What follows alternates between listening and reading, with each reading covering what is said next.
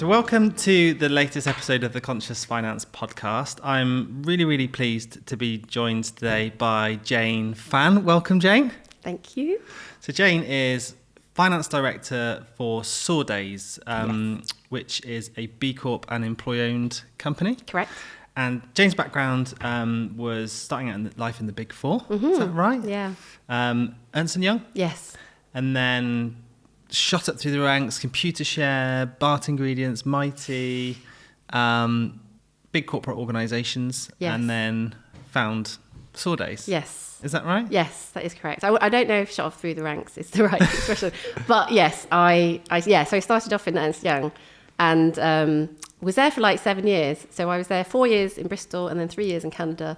So quite a long time wow. with this, with Whereabouts in Canada? Ottawa. Ah, amazing. Yeah, so that was a really awesome experience. But yeah, it's just kind of that accountancy path, very sort of traditional path. Yeah. Yeah. Well, first of all, thank you for coming on, because I know Thank you for having it's taking me. a lot of bravery to come here and a lot of persuasion on my part. I've been trying to, for the listeners, I've been trying to get Jayne on since we started, really. And actually, you inspired quite a lot of my thought process around conscious finance. That's awesome. In general. Yeah. So I think our conversations early on about how you looked at how finance traditionally isn't necessarily a business, a division or team that has a direct attachment to purpose. Yeah. And as a function, Yeah. it can naturally just focus on profit. Yeah. And how your story of how you found that and how you flourished as a result of that finding purpose is really inspiring. And I think, there's a lot of people here that will benefit from your story. So thank you. Thank you for having me. But it's your first podcast, right? It is, yeah. You're a natural. So I get, it'd be good to sort of dig into that initially, really, in terms of your journey. You started off with Big Four. A lot of people, start there and move on into the big corporates. Be good to sort of learn a bit about your journey to what led you towards Saw-Days now. Yeah, sure. I went into the Big Four from university, or I went to university, took a year out, and then joined the Big Four. And I think if I'm honest and I think back, I didn't give a great deal of thought to where I wanted to work, apart from the fact that probably my dad had just steered me towards get a good salary, work with a reputable company with a good name. Did you have an affinity to numbers? Yeah, I guess. I think I hadn't. Again, I didn't really give it a lot of thought back then. What did you study in uni? I did physics at uni. Okay. Weirdly. Yeah, and I knew I wasn't going to do that. Mathematical. There's logic. There's logic in it, and I wasn't going to go be a sort of physics researcher or anything. So one of my friends had actually joined PwC, and she said, "Oh, it's a great job, and you should go for it. And there's a round of interviews, and they pay really well, and all this stuff." And I was like, "Okay, sure." And I sort of got into EY, and like I said, it was reputable, had a good reputation, and it had a good salary. And other than that, I didn't give much thought at all to why I should join a company or not. And I think also when I think back to sort of the earlier parts of my career, I think I subconsciously thought that my job was to assimilate to a company. So you join, you work out how to be what they want you to be, and you do that, and then you're successful. What do you think gave you that impression? I don't know. I think my dad is, obviously different generation, really hardworking, and maybe they didn't have the luxury necessarily of sort of choosing a company that had purpose and, that kind of purpose and values. They just were thankful to have a job. What did your folks do? My dad was an accountant. There you go. And he was also a refugee, and so that probably made a difference, wow. obviously. Where from? Vietnam. Amazing. Yeah, and they were both my parents. So I guess, when he got to the UK and he re-studied his accountancy so he could do it in the UK, he was just like, you're lucky to get in a big company who will look after you, give you a good salary, work as hard as you can, that kind of thing. And I think we never explicitly talked about it, but I think that was probably on my mind of like, that's what you need to do. And I really enjoyed EY, to be fair. It was a really, really good company, and it was full of young people, lots of like-minded people. We were all sort of quite driven, I guess, and we all worked really hard, and we all wanted to get our qualifications. So it was a really good experience. But then after I left, after I was in Canada and I decided to come back to the UK, I thought, I don't think I want to carry on in practice. I've done 7 years. I'd really like to work for a single company and sort of, see all the value you can bring for a single company, and you kind of get more connected, I guess, don't you? Yeah. So I thought I really want to try industry, and that's what led me to some of the other roles that I had. And then, if I'm honest, I guess I bounced around a little bit between sort of different companies. I've like 2 PLCs and then a small private equity-backed company. And I don't think I connected with them that well, or something was missing for me, and I didn't know what it was, because again, it was like, I'm working for reputable companies and I'm trying to assimilate, but it hasn't really, for something's missing. And then, as I mentioned, I probably the big turning point was I had a baby, and on having a baby, I left one company and joined another company, and came back to a new company, and I kind of experienced like a very mild sort of crisis or mental breakdown. I don't know what you call it, but I was kind of getting symptoms that I could tell that I wasn't really quite right, and they were so. I was having sort of intrusive thoughts about like my baby dying or me dying, and then I had some anxiety, like panic attacks, which I'd never had before. A bit of anxiety, I guess. And then probably the weirdest feeling was that I was starting to feel like a bit of an alien. So I would be sitting amongst my colleagues and get a really strong feeling that like I was pretending to be a human or pretending to fit in, and but also feeling very much like it wasn't really working, and I didn't really know why. And so all these symptoms all together, I kind of realized that obviously I needed some help, and went and found myself a therapist and worked with her, and sort of that was like a massive turning point. She just helped me kind of realize that I think I had spent my life assimilating and hadn't really given a great deal of thought to what I wanted, what I felt, what I thought, and how to be authentic to that. And that really I was just bouncing from job to job, trying to be what they wanted me to be.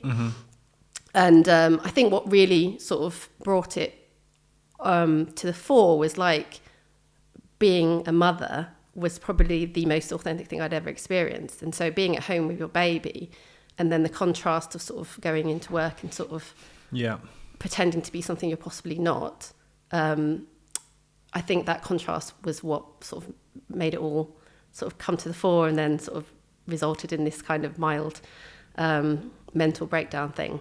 So I worked with her for like a year, and as part of that, I ended up quitting the job.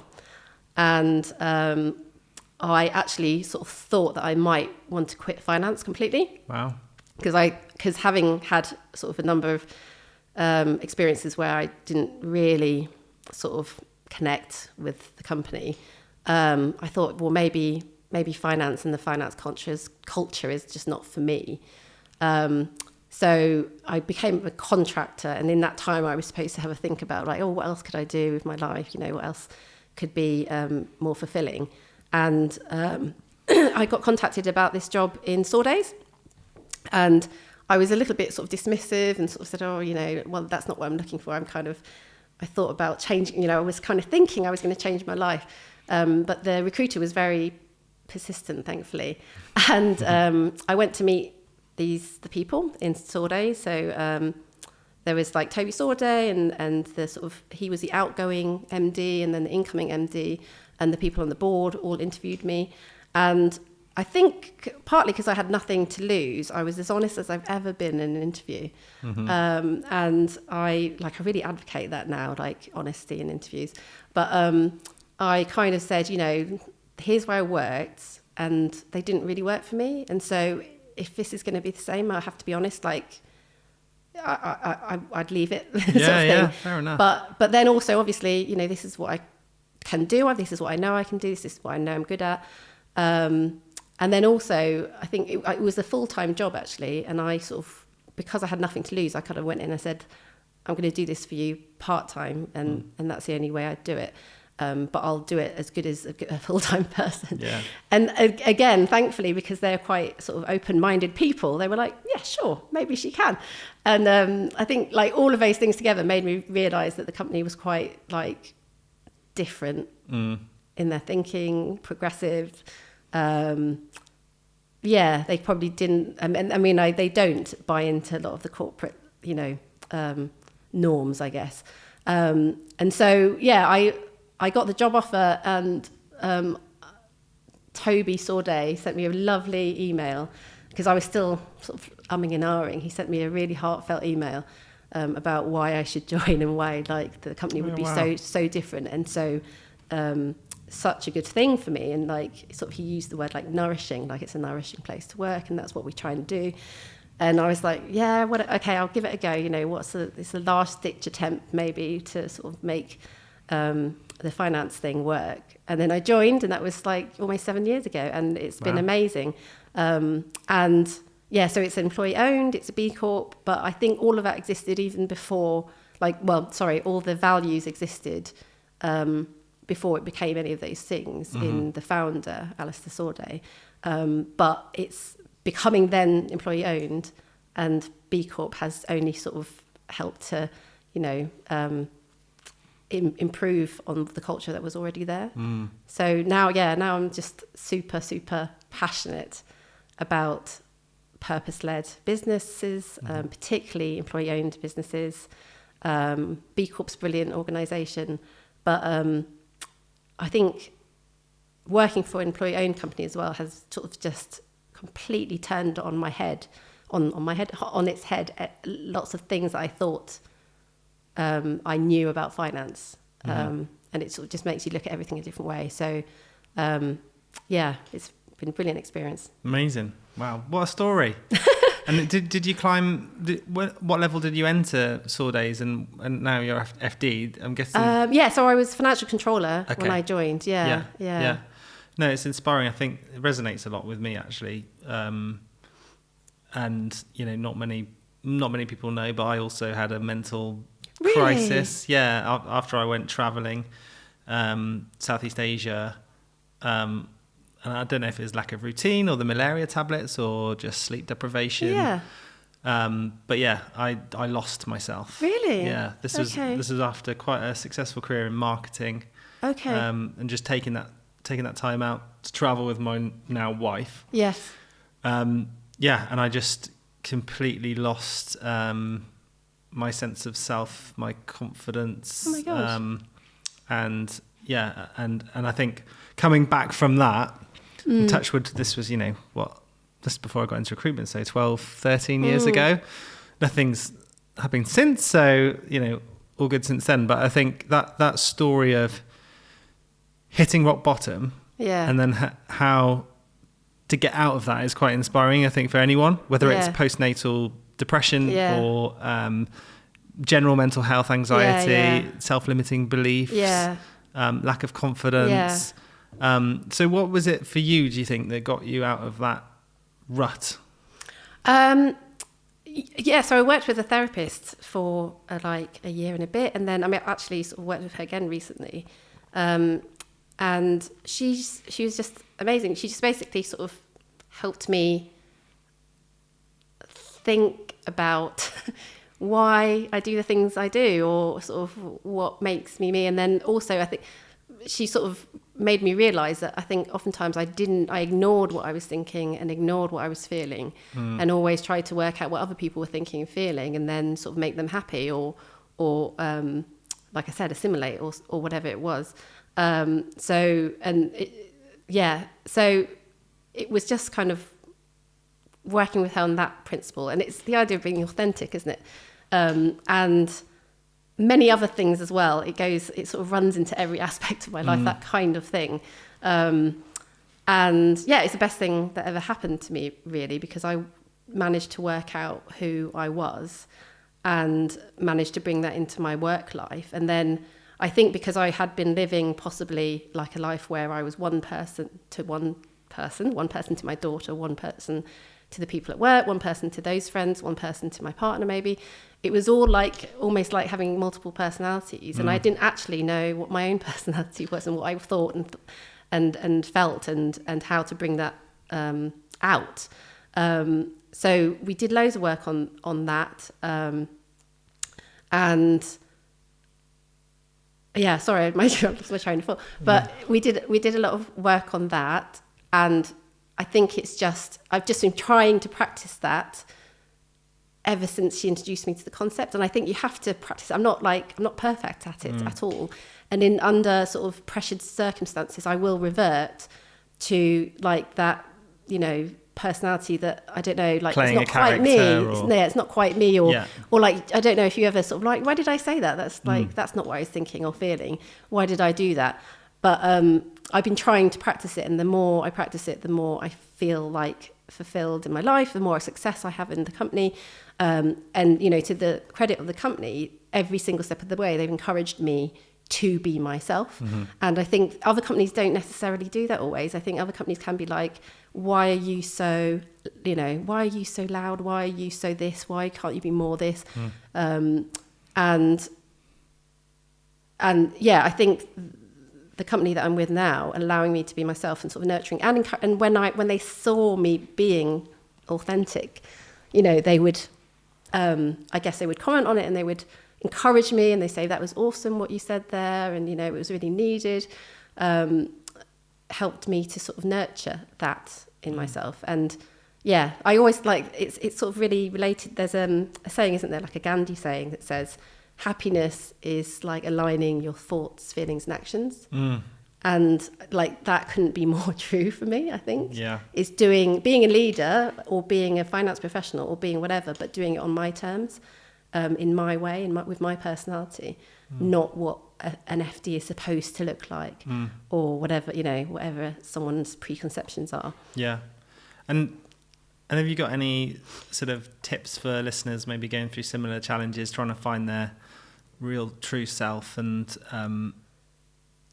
ingrain those sort of habits of being that way? Oh gosh, I mean, it's not easy. Like, it's really not easy. And like I said, I had a professional helping me work out what I was thinking. And she would literally say, describe a situation to me. And I would say, oh yeah, I was sitting at a table with Leo and he was really comfortable and happy. And she'd be like, why are you describing me that situation from someone else's point of view? So it was kind of a practice that she kind of had to keep prompting me and making me think about how I describe things, think about things, and working out how to sort of talk about things from my perspective. Raising your own self-awareness in a way. Yeah, it is. Yeah, I guess it is. Yeah. Well, she sounds like an awesome therapist. She is. So if anybody is in need, then I'm sure you'd... Core psychotherapy. Core psychotherapy. Core psychotherapy. There we go. It's like yes. Core 3. Yeah, exactly. Yeah. Unfortunately, we don't offer therapy services, but no, that's great recommendation. And I guess moving on to your shift, because that's quite a major fork in the road that you found yourself in, where you almost walked away from a profession that you've dedicated, many years to, gone through the Big Four and everything like that.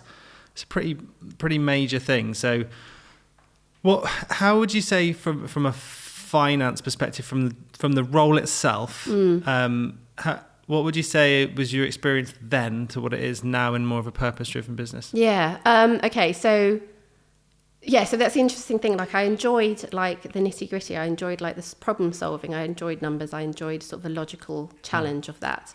But what I didn't enjoy was some of the culture of it, I think. And I had, as an example, I had worked with people in my career who thought it was our job as finance professionals to make it look like the company was doing a good job. Right. And I was like, that can't be right, can it? Because if we're not doing a good job, why is it my job to try and make it look like we're doing a job through the accounts. Like that was quite weird.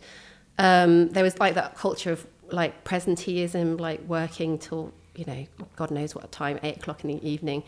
Like another job I worked at, I was sort of earnestly told, like, this is an amazing place to work. You can go home, put your children to sleep, and then you can log on afterwards. And I was like, oh, so it sounds amazing. And that was, they were genuinely grateful that was what their job allowed them to do. And then, yeah, just kind of, I think in some places there was kind of atmosphere of sort of intimidation, I guess. Like, you know, if you got something wrong, it was fine for someone to shout at you, or treat you like a child, or sort of certainly less than their equal. Yeah, I mean, I can name countless other things. I guess it was the obsession with profit, or the obsession with revenue growth. Like, I get, you know, it comes from sometimes the structure of a company, but it's not healthy. And that's partly where I guess the culture of, oh, let's make it look like this company is doing well, can come from, which is obviously one of sort of the major causes of fraud in companies. So all of this kind of, a lot of the culture sat really weirdly with me. It wasn't everywhere, don't get me wrong, but you know, I kind of got snippets, and I was just like, I can do the work, I know how to do accounting, but I don't know if I can deal with sort of the politics that sit around it as well. I can't remember what your first question was. So then I guess that's a really good description of, you know, what it was like before SOAR days, and then sort of when you then found that purpose-driven business, when finance is working in a way that really sings to you. Yeah. Like, how does that work? What does that look like? Yeah. So I mean, and you know, luckily enough, I guess I worked from the beginning with people who shared my point of view, and I was really open with them, and I was like, this is what I think I should be doing. I think I should be reporting to you honestly how the business is doing, honestly and consistently. You know, is that okay with you? And they were like, yeah, of course. And then I think when I came in as well, the sort of, I guess the relationship between finance and the rest of the departments wasn't good, which is very common, I find, in some companies, where it's really combative between finance and other teams, and finance has this almost like weird sort of, I don't know, like authoritarian. Computer says no. Well, yeah, or like a sort of matronly relationship with the rest of the business. So I sort of worked to sort of get rid of that and sort of get the business's trust that we're like there to, we're a service function. We serve them, you know, they're our clients. And then we also have this other sort of aspect, which is guiding and also challenging. So, you know, we're not like yes people, but we need to support the business, and then we need to tell them, you know, if something's going awry, we need to tell the truth when that's not working, and we need to provide sort of we have that obviously knowledge to sort of give a little bit more structure. So that I worked on that as well. I think we worked on like the relationship of people to profit, revenue, and sort of finance and budget and everything. Yeah. How do you do that? Because I think that what you said before is, you know, finance can naturally just become revenue or profit or margin or whatever. And that's common in most businesses. How do you go beyond that and make it more than that? Well, so I have a weird theory about this, if you bear with me. So you know how every individual that you know will have a different relationship with money? Yeah. And some people's relationship with money is very weird and very probably wrong, right? So some people will be like obsessed with money for the sake of money. Like, I just want to accumulate it. Some people will be like, some people's full self-worth just comes from their money. Some people like are really reckless with money, and, you know, get into debt all the time. Some people live hand to mouth, that kind of thing. So I kind of see it as like in a business, you're going to have some kind of relationship of the business to money, to the profit, to the revenue, and to the budgets as well. And the healthiest way, I think, to look at money that a company makes and the profit it makes is that the money is something that serves you to sort of fulfill your purpose more. it's like you should never get in a situation where like all the employees feel like slaves to revenue or slaves to the profit line, which I think I've seen companies where that is the case. Like, like profit is king, profit is a deity that everybody worships, and like, everything has to be done in order to get there. I think what we've tried to instill in Saw Days is that if we make a profit, it shows that we're running a good business. It is our servant. And in that, when we make a profit, we can pay you more and we can do more of what we want to do. So, there's lots of sort of small things that happen around the business that I think we've worked on. Like, so a really good example is that some companies think that your budget is like a prison, that like, God forbid you move away from the budget. But for us, it's like, it's a guide, basically. We have aspirations. We might have an idea of what's happening in the market. And that's why we set the budget. And then what I found was that people would say, oh God, you can't do that. It's not in the budget. And I'd be like, no, hang on. Maybe you can. Don't think of it like, I guess, something to trap you. It's something to help you. So if you've got a good reason to go over the budget, tell us that reason, justify it, and maybe we'll just do it. And then what do? You explain the difference between the budget and the actuals. That's all that needs to be done. And I can't tell you how deep that sort of misconception runs, I think. Or maybe it's not misconception in some companies. Sometimes you get in a lot of trouble if, you don't stick to the budget. But I guess it's similar with targets, revenue and things like that. Like, obviously we have aspirations, but, there's no whip being cracked in order to meet those targets, because there's often extremely legitimate reasons why you can't meet that target. If the market looks completely different now from when you set the budget, it's completely unrealistic for you to expect your employees to, somehow bridge the gap. But obviously there are times when it does indicate that maybe, the employees are not sort of doing things in the way that you wanted it, or they're not focused. But all of that kind of, for me, makes up sort of a different way of looking at profit and relationship that the employees, company can have with profit. There seems to be a much more human, sort of holistic way of looking at it. And I think it reminds me of a quote actually from Simon Sinek, I think it was. He's one of my favourites. And this quote, I loved it so much I put it on my website. And it's profit is our oxygen, but it's not the reason we're alive. And I think that's where a lot of businesses go wrong. They just see profit as the only thing, and it takes them away from their mission or their reason for existing as a business. Completely. But it's about also, and I'm going through this at the moment, is striking that right balance between profit and purpose. And what's the saying? It's sort of like without margin there is no mission, or there is no purpose without profit. So how do you balance the two? Well, I think I think if you have to make profit, because otherwise you don't have a viable business model. No. Like, you can, your purpose can be, I don't know, just to help people. But if you can't generate the money to help people, then obviously it's not sort of an ecosystem that's going to work. Yeah. So profit, you use it in that sense to tell you, and there's lots of sort of analysis you can do to tell you if you're running a viable business. But it shouldn't be like, shouldn't myopically look at it as the target. It's the measure. For me, profit is the measure of how viable your business is, how well it's being run, how efficient you are, all of that stuff. But it's not the target. The target is to sort of propagate your purpose, isn't it? So I think if you think of it in that way, you can get the right balance. And do you do anything further in when it comes to the concept of the triple bottom line, for example, where you're measuring your impact on people, planet, and profit?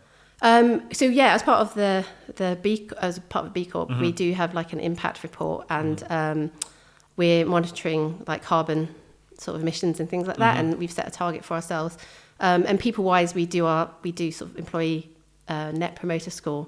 So yeah, all of that is really, really important to us. And yeah, so I guess, you know, when you would say profit is kind of a measure of how well you run your business, I guess, you know, in my mind as well, you know, you've got, if you become myopic on the profit, you can often do things that are detrimental to actual other parts of the business. So detrimental to employees is a very common one. Yeah. Detrimental to your suppliers is also a very common one.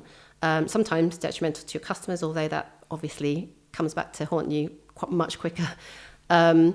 So yeah, you know, if our purpose is to sort of run, like I said, a sort of a balanced ecosystem where your employees are happy and your like suppliers are happy and your customers are happy and your shareholders are happy, that's kind of like, for me, the perfect balance. I don't know if I answered your question. Yeah, definitely. I think it's, I mean, it aligns with the whole concept of conscious capitalism, and the B Corp movement is really similar in that, you know, it's that interdependency of all of your stakeholders, not just your shareholders and your customers, your suppliers, your community, the environment, your team, your employees. I think looking at it holistically like that just makes it a lot more genuine, I think, and purpose driven. And did you find that sort of measuring the impact of all of those things tend to fall with finance? No, not all of it. So no, we've got a impact and sustainability manager, and she does a great deal of this stuff on carbon footprint. But we sort of help by gathering information about sort of our mileage and things like that. Nice. But yeah, we're lucky in that she kind of takes a lot of that on. I think it can naturally fall into finance depending on sort of you know, resourcing and stuff like that. But then the EMPS survey is just kind of part of the sort of HR function. So we, as leadership, we always look at the results of that together. So I was going to go back actually and say that what I was talking about, this sort of the balance of all these sort of different parts of your business, the employee ownership makes that really interesting because your shareholders and your employees are the same people. I think what can happen, it doesn't always happen, but what can happen is your shareholders, because if they're completely out of the business and they're remote, and if they're really only in it for making money, then they're putting this pressure on to make, you know, profit, and then it sort of automatically makes the leadership in the business obsessed with that money part of it, the profit part of it. And then, you know, that's when things like your treatment of your employees can really be degraded, or, you know, your treatment of your suppliers or whatever. So when you combine your shareholders with your employees, it adds this whole different aspect to how you think about your business. And it's very natural, actually. I find like it's a really natural thing to think like, okay, as owners, are they happy with this decision? Or are they happy with the direction? Now, as employees, are they happy with that decision and direction? Because the wants and needs of a shareholder and employee can sort of be mutually beneficial if in the employee ownership model, I find. Yeah, it must really change the mindset. And on that, I was quite keen to dig into employee ownership in general, because we haven't had an employee-owned business on the podcast yet, and I think that's a big part of the purpose-driven community in business in general. But for those that haven't heard of it before, what is it, and how do businesses become one? Yes, so it's I guess it's like an alternative form of ownership. I don't guess it is an alternative form of ownership, and it's become really popular over sort of the last 10 years or so.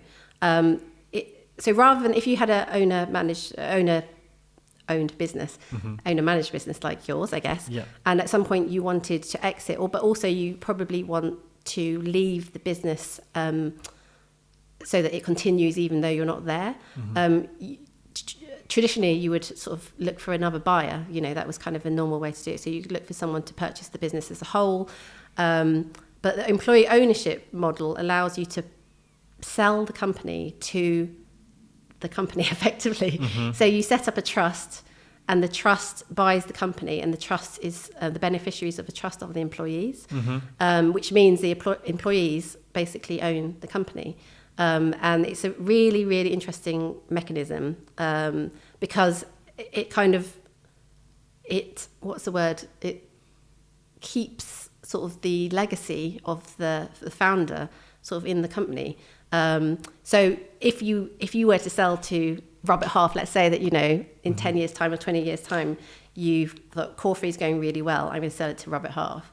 Robert Half might buy it, and they might tell you, like, we're going to keep it exactly as it is, but ultimately they have to appease their shareholders.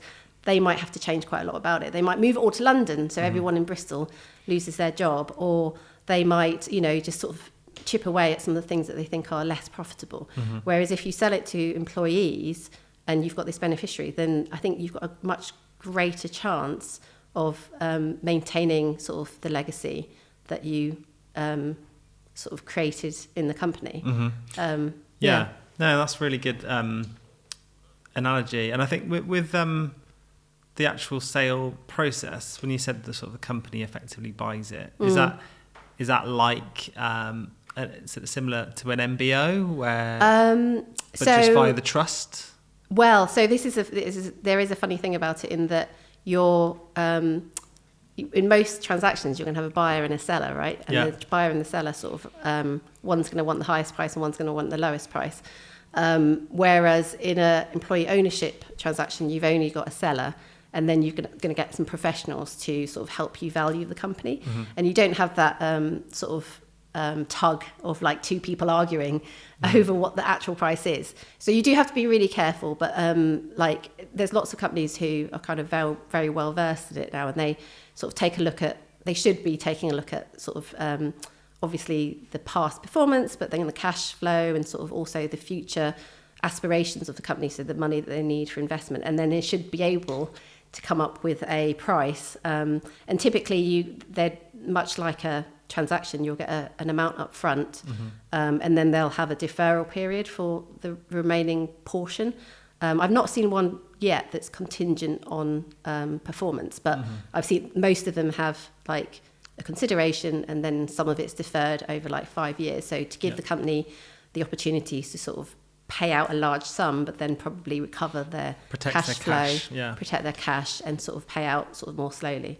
But yeah, it's a really, really clever mechanism, I think. Yeah, if it's done right. It's something I'm really interested in. And for Core 3, we're looking at employee ownership in 5 years' time, ideally. Oh wow, that's soon. Yeah. Yeah, but we might not get there in 5 years, and the team might decide we need to wait a bit longer. But I think that's the goal. And I think for me, and the reason why I'm interested in that is because of how it really aligns with purpose and B Corp and everything else. I think it really solidifies the mindset culturally into the team. So how have you found that to be true, would you say? Yeah, I think, I think you have to do quite a lot of work to help employees think as owners and as employees, because your default is always as an employee, most people anyway.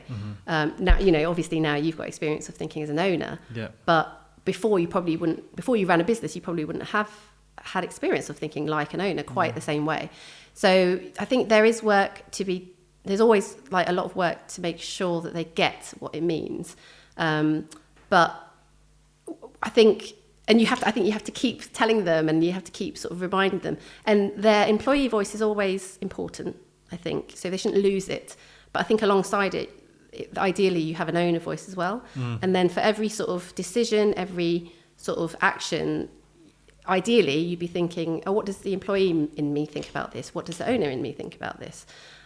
Which will help sort of guide the company. And, in our company, we certainly sort of encourage people to speak up about their thoughts about like the direction of the company and sort of all the strategic plans, because effectively the idea is that even though you're working for this company as an owner, you have some control over your destiny, which is quite exciting, I think. And then not something, like a lot of companies where you're just an employee, you get on a conveyor belt and the conveyor belt takes you somewhere and then hopefully you retire with a good pension. In an employee-owned company, I feel like, every single employee, their personality, their opinions, their values should all form a part of that company and direct where it goes.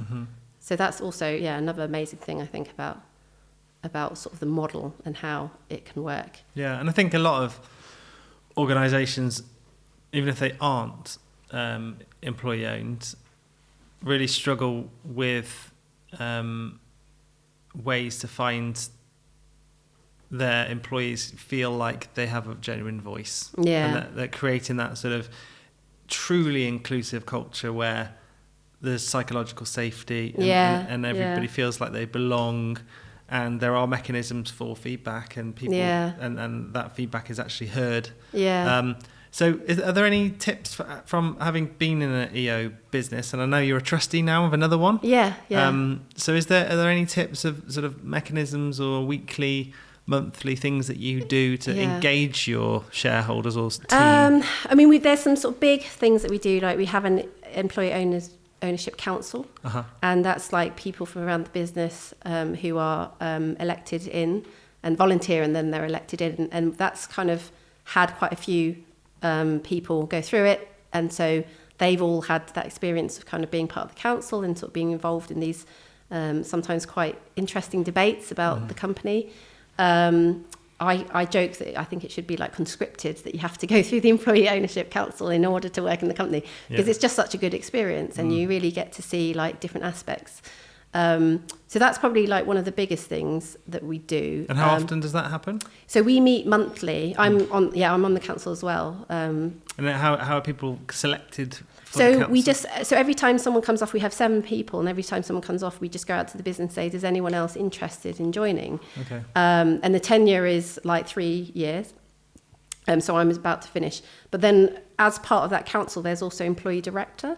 And the employee director is one of the council who then puts himself forward to be an employee director, and they actually join the board of directors and they join board meetings. And so they sit there as that voice, and in everything we talk about on the board, it's their job to represent the employees and what they think the employees' views are. And that person will also sort of spend time talking to the business and getting a good sense of what the employees' personalities, but also sort of their hopes, fears, values, all of that stuff. And that's worked really well. Since I've been on the board, we've had 3 different employee directors, and it's been a brilliant experience, I think, for them and for the board. The board would be a completely different sort of entity without that role. That's a great mechanism, because I think a lot of boards struggle because they're so disconnected from the team. There's too many layers, and it's not necessarily their fault always, and they might just occasionally hear what they say from a survey or what have you, but that sort of council where they're having monthly meaningful conversations that have come from the people that matter most, and then to have someone as the head of that council sitting in board meetings, that's quite unique. And there's no reason why a business that's not EO could do that as well. Completely. And the good thing is it works the other way as well, because it dispels some of the sort of myths that people have about boards, because then the employee director will be like, I've sat in every single board meeting, and I can tell you that the directors act with integrity, that they have, that they think about us when they talk about things, that, I've supported their decisions or, whatever. So it helps that connection. It doesn't make it feel like the sort of board is some sort of distant entity that, was completely disconnected. So that has helped as well, I think. So, there's now 3 people in the business who have acted as employee directors who I think speak highly of the experience of being on the board and how we go about making decisions. I love that. Are there any other things that you'd say that are quite different culturally? So it's for an employee-owned company. I guess it's just lots of tiny things. It's really hard to explain, but we pay out a dividend. Our aim is to pay out a dividend every year, which is a portion of our profits. So that's is it a maximum of 2% ownership per employee or something like that? No. So the beneficiary trust, the way we have it is, so you might be talking about something else, but the way we do it is we have 52% of the company is owned by this trust, and then when we pay out dividends, 52% of the dividends go to the trust, and then that's distributed to the employees. So that's equal, that people don't have a different percentage? So that's up to the company. So we've decided that we give everyone an equal share, but prorate it only for their working hours. Right. So if someone's part-time, they get, like 2/3 of the dividend, but also for how much of the year that you worked. So if you became an employee owner halfway through the year of 2023 and we paid out a dividend for 2023, then you get half of that, because obviously people who worked there the whole year would get the whole amount. But lots of different companies do it different ways. So some people will do it as a percentage of salary. So, working a bit more like a bonus. But I guess the main difference is that it's not a target. It's not like based on individual targets. So it's not like, oh, Leo, you have to achieve this, and then Jayne, you have to achieve this, and you'll get a different number. Because you're all owners, if everyone gets it, everyone gets it. And if no one gets it, no one gets it. And then, in theory, Leo, who works the same hours as Bob, gets the same amount of money. And that's true of, like the MD gets the same amount as the person who, is in an entry-level job. And again, I think we think that that's the best way to promote the idea that you're an owner and that you share in the benefits of the company. Yeah, I really like that. Because I think I've spoken to other EO companies in the past, and I think they've almost had it where, because you can sell all of it, can't you, to the trust? You can, 100% owned, yeah. And, or 95% or whatever. Yeah. And I think the way they described how they structured it was they had it sort of, if you were entry level, you'd have 0.5%. If you were a manager, you'd have 1%. And if you were a director, you'd have 2%. Yeah. So it was done based on seniority. Yeah. But I really like how inclusive that is. Yeah. And like in some ways, I don't know if you want it to feel like a bonus. Like there's nothing to stop you doing a bonus as well. We don't, but like some companies do bonuses and the sort of dividend. Yeah. But there are rules around sort of a dividend, so you have to treat everyone equally, and that kind of that doesn't mean that you have to sort of pay everyone the same amount, but equally might be like 2% of everyone's salary. So that in the HMRC's view is equally. But there are rules as well that kind of try to distinguish it as a dividend as opposed to the traditional bonus style. Got you. Okay. And then outside of work, because it sounds like you've found this purpose-driven path, and it's ignited something in you. Do you find space or time to sort of give back outside? So I'm the governor of my children's school, parent governor, which is something I started. I think I'm just coming to my third year. Which like before about 3 years ago. Before my slight mental breakdown, I really didn't feel like I had space for anything in my life. I think it was really difficult for me to find ways to give back. But I think when things start to align and when your mental health gets better, I think that it's not always true. I know people can be very charitable regardless of mental health. But I think for me, I didn't have the space. And about 3 years ago, after my daughter had started at school and I'd had my second child, I thought, this is a really good way for me to do something that I'm really comfortable with as well, because I'm sort of naturally quite an introverted person. I really prefer kind of one-to-one conversations or small groups of people, rather than sort of putting myself out there and sort of, doing like a fundraising cupcake sale, apart from that, I'm a terrible baker, but that's kind of, I am quite shy in many ways, so sort of getting to know a group of people, supporting them, bringing sort of my sort of experience from the corporate world to a school to help support them and sort of keep them I guess just keep them focused on their goals, and also just understand what they're doing and ask the right questions. that was just a way more natural thing for me to do, and I've really, really enjoyed it. And it's a really, I think, you know, for anyone who is looking to give something back, it's maybe not as traditional sort of a way as charity, actual charity. Yeah. But it is actually really valuable, and schools are always searching for parent governors. And actually your experience in law, recruitment, corporate world is really valuable to those schools. They don't, you know, they it's a really different organisation. I guess you're really engaged and passionate because your kids are there. Yeah, yeah. So. But it's been fascinating learning about education, learning about, you know, children and how they sort of learn, and some of the struggles that children have before they even get to learn. I've learned all that stuff, and also just seeing what teachers have to sort of do just to keep their head above water is amazing. But that's really enjoyable. It's an amazing journey, and that you know, the fact that, you know, finance director, you're a trustee of another employee-owned business, you're a governor of a school, you're a mum. Like, how do you balance all of that? You know what? Like I said, I would never encourage people to sort of try and fit in more into their life than they're able, because if you had said to me 5 years ago, Jayne, you're going to do all these things, I would have been like, are you mental? That sounds like horrible and really, really stressful. And it's all kind of naturally come about as I've just sort of, different parts of my life have fallen into place, and I've realised I have a bit of space for this, and then I have a bit of space for that. And, you know, back 5 years ago, there's probably a part of me that was like, maybe I'm a terrible person because I don't do very much with my life. I like work, and then I, you know, basically maybe look after my children. And so I hate for someone to look at me and think, you know, oh God, why can't I be doing what she's doing?